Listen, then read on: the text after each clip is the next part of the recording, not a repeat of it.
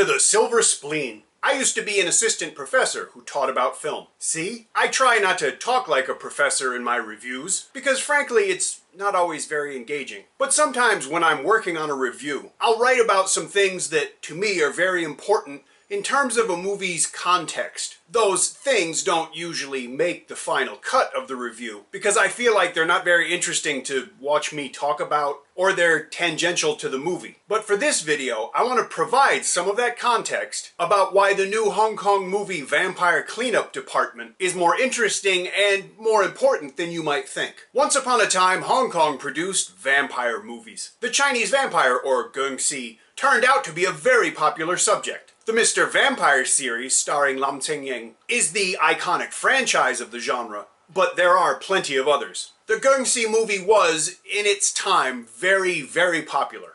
Mr. Vampire is still a very well-known and well-loved character. Chinese vampires even appear in downloadable content for the video game Sleeping Dogs. Speaking of which, it was recently announced that Donnie Yen will be starring in the film adaptation, which explains why it's going to be called No New Tricks. But never mind. The point I'm trying to make is this. If gengxi are still a viable, red, bankable, cultural commodity, why don't we have more vampire movies? One word, SAPPRFT, which sounds a lot more like a bodily function than I could ever hope for. The State Administration of Press, Publication, Radio, Film, and Television of the People's Republic of China is the governmental department charged with making sure that the audience in China doesn't get exposed to bad things. In their own words, and I really do quote, programs that mock pertinent societal issues, ridicule national policy, disseminate misleading viewpoints, promote extreme views, or deliberately go against societal order will soon find themselves resolutely stopped and managed seriously. You know, if that's not a recipe for great media, I don't know what is. SAPPRFT, excuse me, I had the shrimp for lunch, is responsible for deciding whether or not movies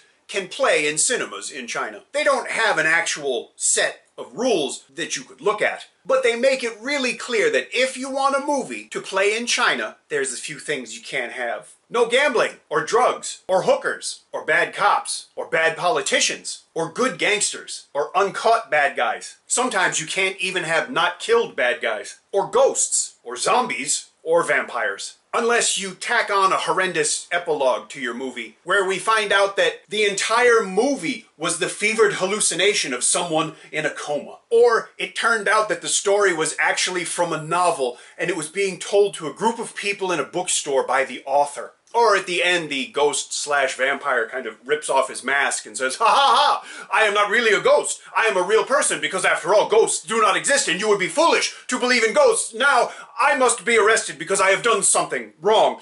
Or some such other bilious nonsense. So today, when people in Hong Kong think about making a vampire movie, they know that it can't play in China unless it turns out that the vampires aren't real. SAPPRFT dangles the gigantic China market in front of filmmakers. They're not saying that you can't make whatever movie you want, but if you want your movie to play in China, it can't be about this, or that, or have this. It's no wonder that the entire planet just breathlessly awaits the next Chinese movie, or not. So if you wonder why Hong Kong rarely makes vampire movies anymore, keep in mind that it's essentially financial suicide for the filmmakers, unless they add an epilogue that's artistic suicide. That's one reason I was so happy that Vampire Cleanup Department got made. I can't really compliment them for taking a risk because, like I just said, it's not even a risk, it's a swan dive. So in this day and age, making a vampire movie almost becomes an act of cultural defiance. Speaking of which, at the premiere of Vampire Cleanup Department, which I was lucky enough to attend, they had a group of little kids dressed up like vampires, complete with face makeup and everything. All I could think of was how much some people